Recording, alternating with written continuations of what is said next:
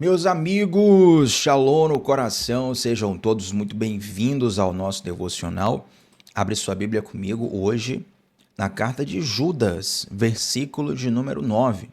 Por que eu falei só o versículo e não o capítulo? Porque essa carta ela tem apenas um capítulo e está ali no finzinho da Bíblia, é o penúltimo livro da Bíblia. Se você abrir em Apocalipse, o livro anterior a Apocalipse é justamente essa carta de Judas. E esse Judas não é aquele que traiu Jesus, inclusive veio a tirar a sua própria vida, né? Um outro Judas, e ele faz uma escrita bastante interessante.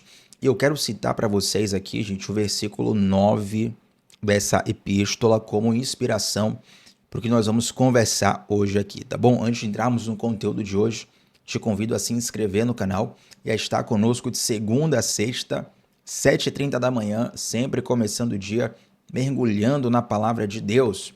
Vamos lá? Judas capítulo 1, só tem um capítulo, epístola, versículo 9. Olha o que diz. Contudo, nem mesmo o arcanjo Miguel, quando estava disputando com o diabo acerca do corpo de Moisés, ousou fazer acusação injuriosa contra ele. Mas disse: o Senhor o repreenda. Mais uma vez, contudo, nem mesmo o arcanjo Miguel, quando estava disputando com o diabo acerca do corpo de Moisés, ousou fazer acusação injuriosa contra ele, mas disse: o Senhor o repreenda. Essa carta de Judas ela é bem curtinha, só tem um capítulo, né? Mas Judas traz bastante citações a realidades espirituais. Aqui ele vai falar da rebelião dos anjos, ele vai citar dessa batalha espiritual entre Miguel e o diabo acerca do corpo de Moisés. Ele vai citar o livro de Enoque e vai fazer algumas inferências em relação a Balaão, a Corá e a Caim. Então, uma epístola muito curtinha, mas bastante rica de conhecimento acerca de coisas espirituais e alguns acontecimentos. E o verso 9, gente, ele é bastante curioso porque, como citamos, fala aqui de uma batalha, uma disputa que houve entre Miguel e o diabo acerca do corpo de Moisés. Para quem não sabe, lá em Deuteronômio, quando Moisés morre, a Bíblia fala que Deus o sepulta num local incerto. Deus não deixa saber, não deixa as pessoas saberem onde o corpo de Moisés estaria. E aí talvez você pergunte assim, por que Deus escondeu o corpo de Moisés? Bom, a Bíblia não fala, não tem um versículo exato dizendo as razões de Deus ter feito isso. Mas a gente pode imaginar algumas coisas. A principal delas é que provavelmente o corpo de Moisés, ou até mesmo o local do seu sepultamento, tornaria-se posteriormente um local de idolatria no meio do povo. Não à toa, quando o povo de Deus passa por uma infestação de serpentes no deserto, e aí uma serpente de bronze é levantada como um sinal indicado pelo próprio Deus para que o povo fosse curado, tempos depois, essa serpente de bronze acaba sendo um objeto de idolatria no meio do povo de Deus. E quando se fala de Moisés, é muito importante saber que Moisés é um dos principais e para alguns, na verdade para muitos, o principal personagem hebreu de toda a história. Se fizer uma enquete assim para você, falando para os judeus lá, né, perguntando para eles, para você, qual é o principal israelita de toda a existência da nação de Israel? Alguns ali vão dizer Abraão, alguns vão dizer Jacó, que é o próprio Israel. Jacó tem um nome mudado para Israel. E muitos vão citar Moisés. Inclusive, quando Jesus ele pregava para a elite religiosa aqui há 2.000 anos atrás, aqui na Terra, a elite religiosa respondia a Jesus um argumento chamado ad hominem, né? O argumento que se refere ao argumentador, se refere a um personagem. Eles falavam assim, não, nós somos filhos de Moisés. Nós somos servos de Moisés. Você está negando o que Moisés estava falando? Então, como Moisés é poderoso, é forte na cultura israelita. Então, penso eu que, dentre muitas razões, reitero, a Bíblia não fala isso que são cogitações de quem estuda a Bíblia, de quem analisa hipóteses. Dentre todas elas, uma delas é a hipótese da idolatria, que seria feita com o corpo de Moisés ou com o seu local de sepultamento. Então, Deus sepulta o corpo de Moisés no local incerto. E aqui em Judas 9, nós temos um retrato de uma disputa que houve entre Miguel e o diabo pela posse desse corpo. o que é que isso nos ensina? Por que esse versículo é interessante para nós aplicarmos para o nosso dia a dia? Primeiro, porque esse versículo nos mostra uma realidade espiritual que é patente a todos nós. Gente, batalha espiritual, as realidades espirituais, elas não são algo inerentes a determinadas pessoas. Todo ser humano passa por isso.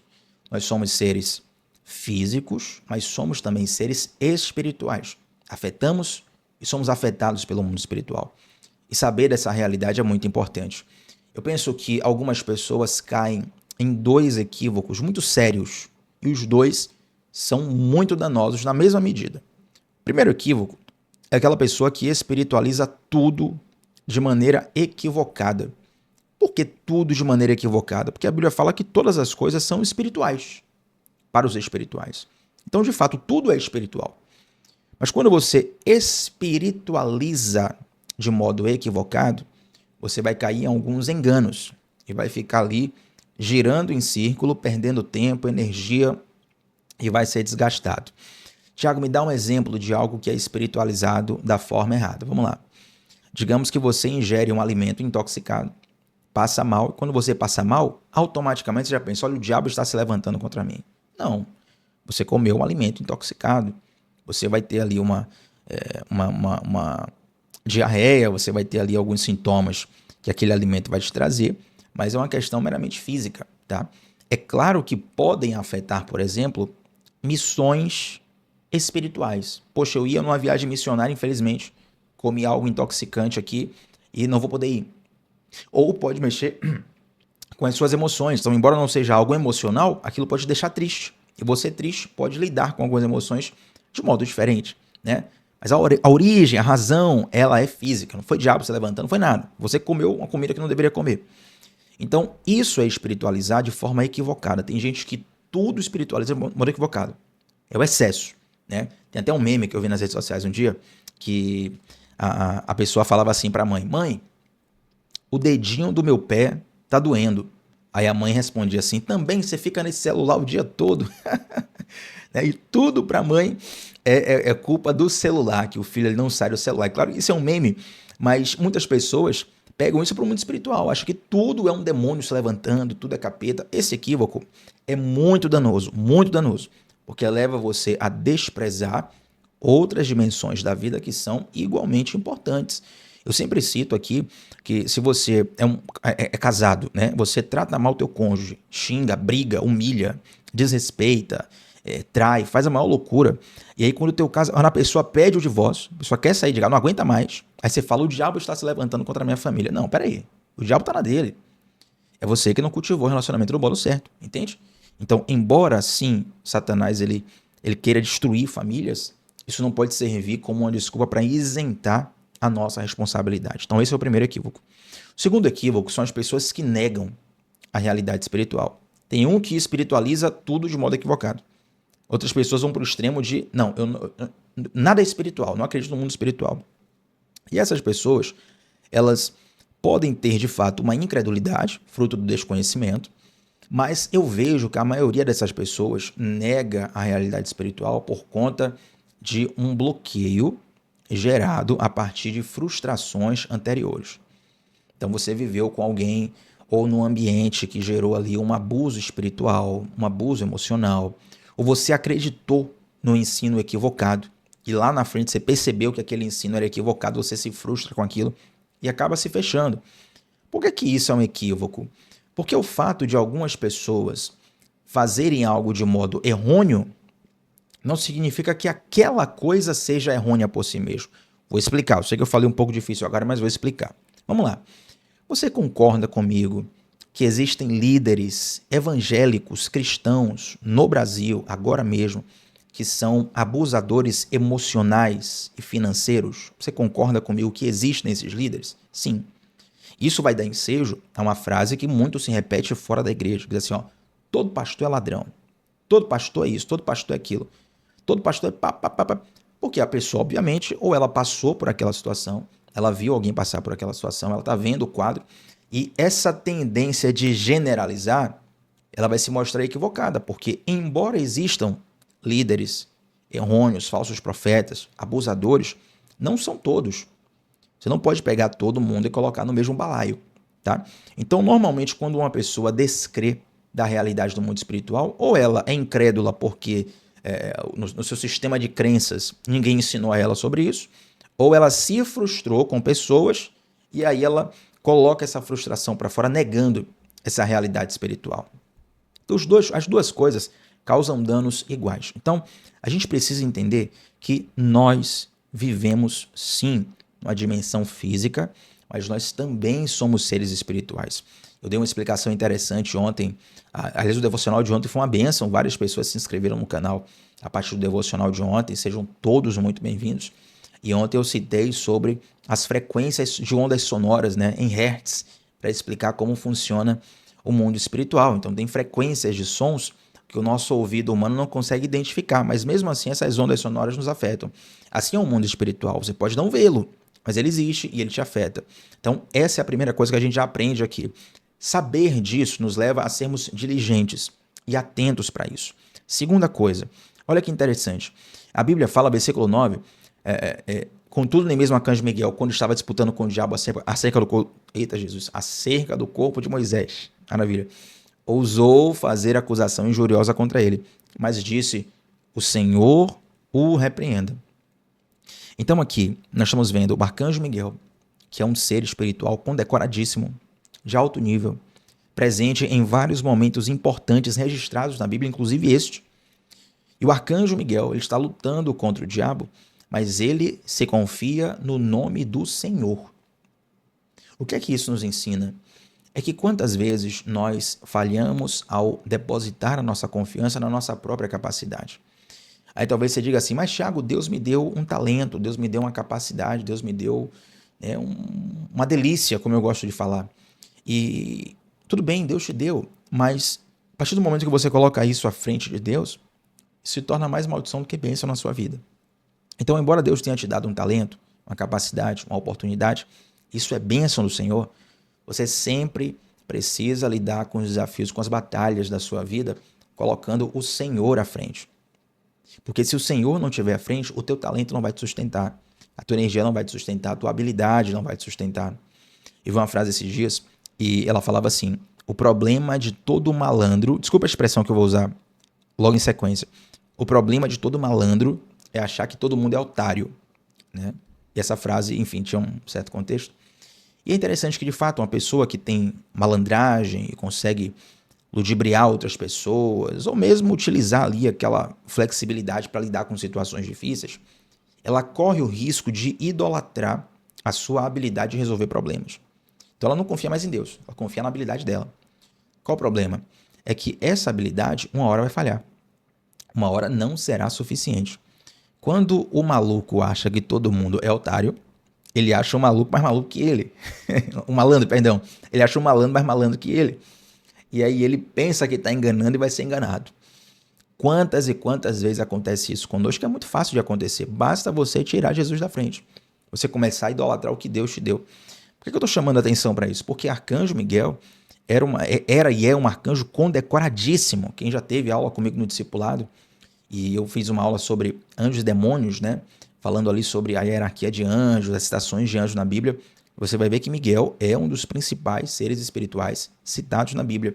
E mesmo ele, quando luta contra o diabo nessa disputa aqui pelo corpo de Moisés, ele é direto e enfatiza o Senhor. Ele usa o Senhor, ele vai em nome do Senhor. Então, o que te dá vitória na batalha não são tuas habilidades. É o Senhor indo à tua frente. Isso está escrito em tantos trechos na Bíblia, né? Tem aqueles salmos, se não me engano agora, gente, vamos falar na memória, é o Salmo 20 ou é o Salmo 14, estou em dúvida entre esses dois. Dá uma olhadinha aqui agora para vocês. Salmo 20 ou é o Salmo 14? Eu acho que é o 20, viu? Deixa eu ver aqui. O 14 é, disse o louco no seu coração, não a Deus. Aqui, ó, Salmo 20, versículo 6, 7, 8 e 9.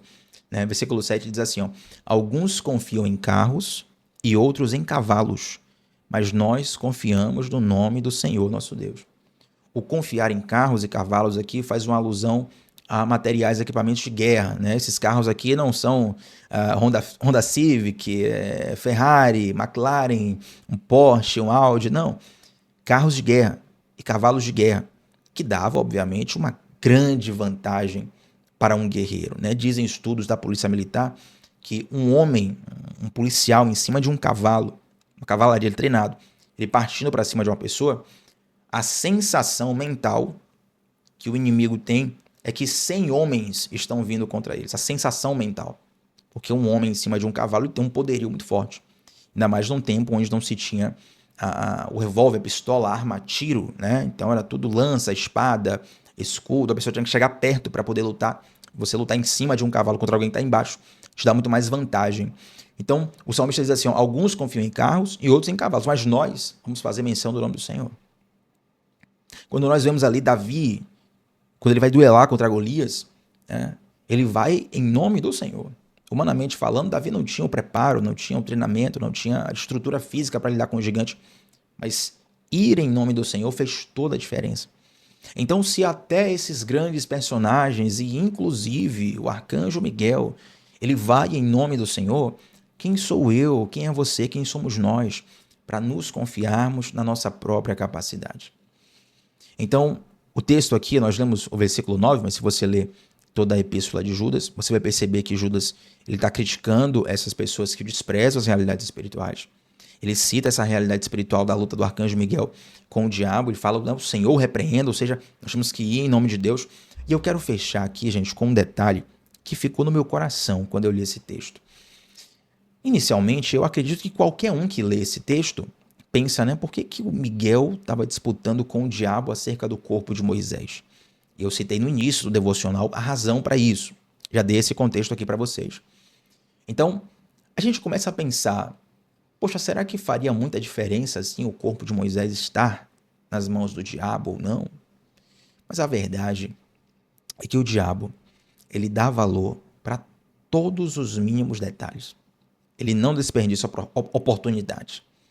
E, infelizmente, nós, os cristãos, ao não valorizarmos os mínimos detalhes, ao deixarmos passar tantas coisas importantes, a gente começa a perder território na guerra. Entende? Lembro que alguns devocionais atrás aqui eu citei que muitas vezes nós subestimamos o poder de 5 minutos de oração. Confesse. Você também, já aconteceu isso com você, já aconteceu comigo também. Vamos confessar juntos aqui. Quantas vezes a gente deixou de orar porque a gente pensou assim, olha, não vai dar para orar agora 30 minutos, então não vou orar. Não vai dar para orar 15 minutos, então não vou orar. Não vai dar para orar 1 hora, então não vou orar. E a gente subestima o poder. Eu falei 5 minutos, né? 1 minuto de oração.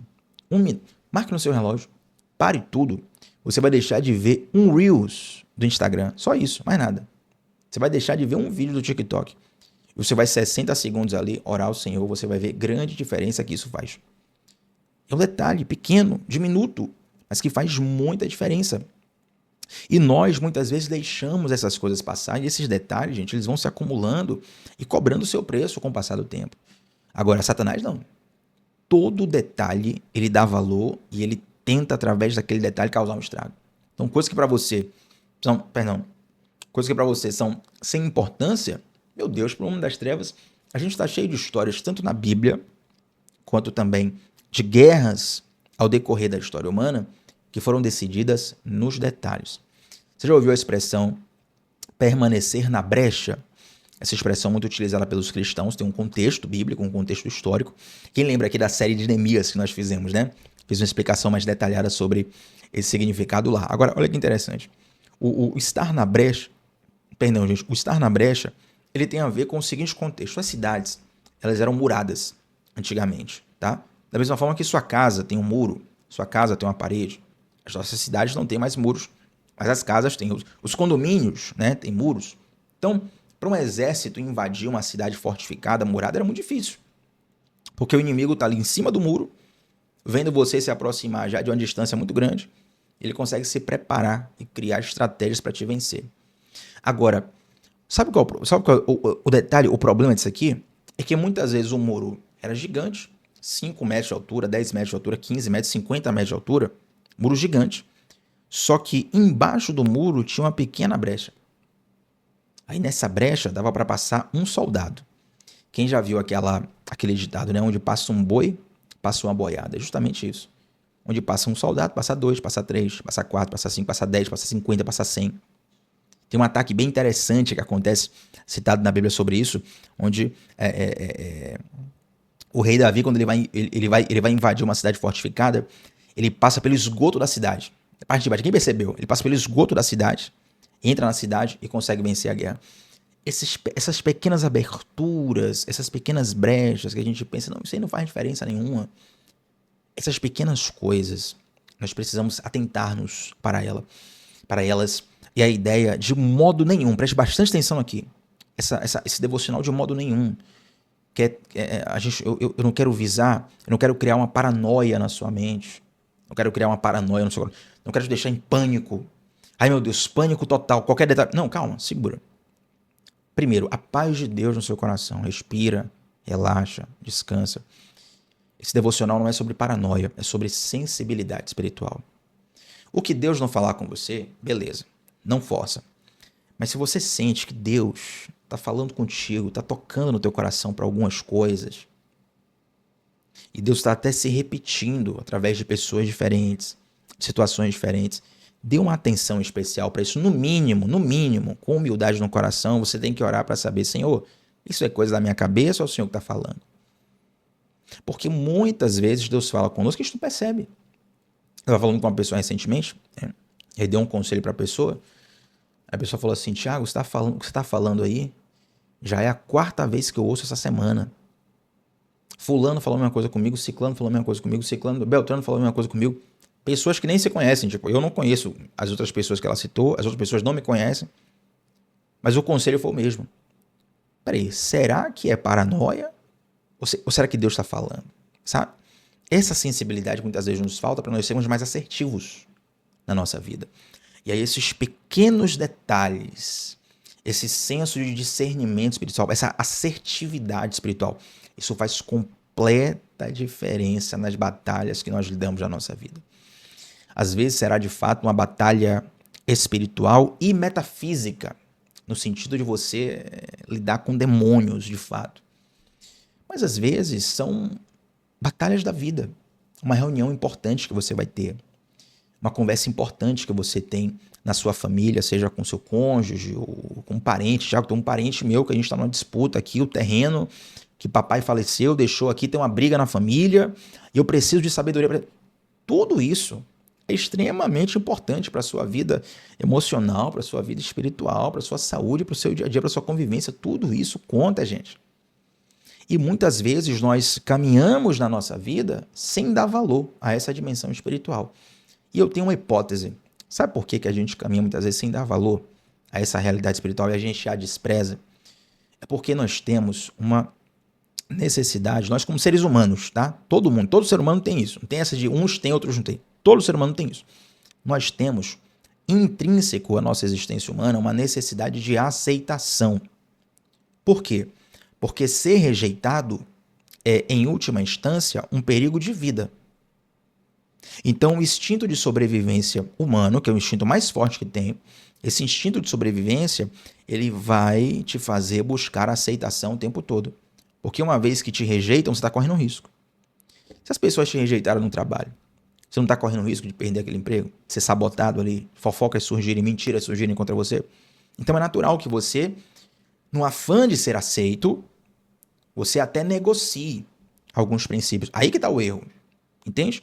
Porque a necessidade de aceitação ela é inerente, a qualquer ser humano.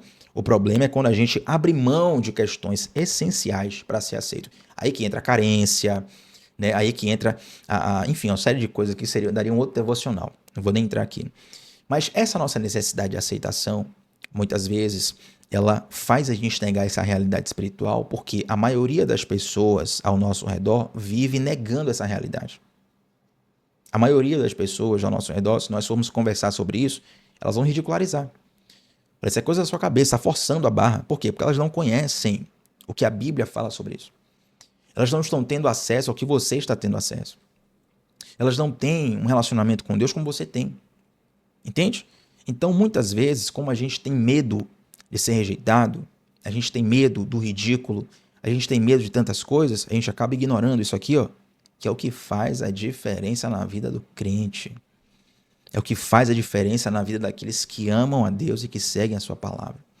Então tome essa palavra no teu coração hoje. Ajuste as velas do seu barco, porque uma grande tempestade pode estar por vir e você precisa estar preparado. Ajuste as velas do seu barco, porque o mar pode estar mudando de maré agora mesmo e você não está percebendo. Eu sempre digo aqui, não é à toa, quando você vem para o devocional e ouve uma palavra como essa, sabe? Não, a palavra aleatória, a palavra de hoje, tal. Não, ela sempre se encaixa. Ela sempre fala contigo. E não é porque o devocional é bom ou ruim, porque o texto foi bom ou ruim, porque o vídeo é bom ou ruim, porque o microfone é bom ou ruim. É porque Deus, Ele fala conosco de uma forma que nós entendemos. Talvez, vou deixar isso aqui como testemunho final do devocional, talvez você não consiga explicar para o outro o que eu ensinei nesse devocional hoje. Mas com certeza você saiu com um sentimento no teu coração.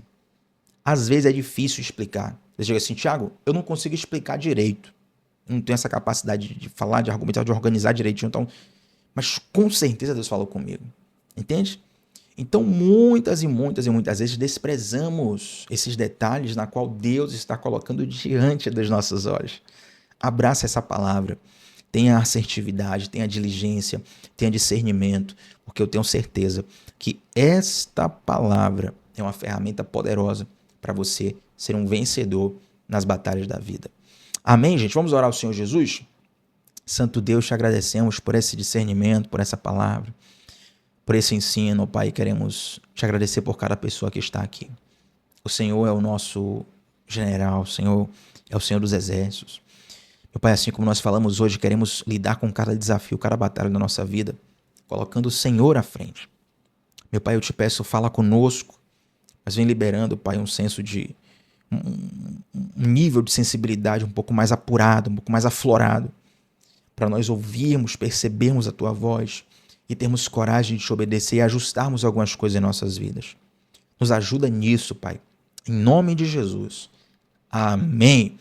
Gente, deixa um like nesse vídeo, o seu like é importante demais. Se inscreve aqui no canal, tá bom? Dá uma olhadinha se você está inscrito aí lá no teu celular. Se inscreve aqui no canal. Comenta aqui embaixo qual foi a parte onde Deus mais falou ao teu coração nesse devocional. Ou se você quiser contar um testemunho também, fique à vontade. Tenham percebido, eu já costumo, desde o início dos devocionais, eu costumo ler todos os comentários. Mas eu tenho percebido que mais pessoas têm lido, tem mais curtidas lá nos comentários e tal. Tem sido uma plataforma também de edificação pra gente. Então, antes de sair daqui, clica também no primeiro link da descrição ou no comentário que eu vou deixar fixado, que é um link para você acessar o nosso grupo exclusivo do WhatsApp, onde eu envio todos os dias o link dos devocionais. Por enquanto é só isso. E logo em breve tem algumas coisas que eu vou enviar exclusivamente lá. Então, esteja no nosso grupo, que vai ser uma bênção para a sua vida, querendo Deus. Tamo junto sempre, gente, de segunda a sexta, 7h30 da manhã, sempre começando o dia mergulhando na palavra de Deus. Shalom no coração, até a próxima, tchau, tchau.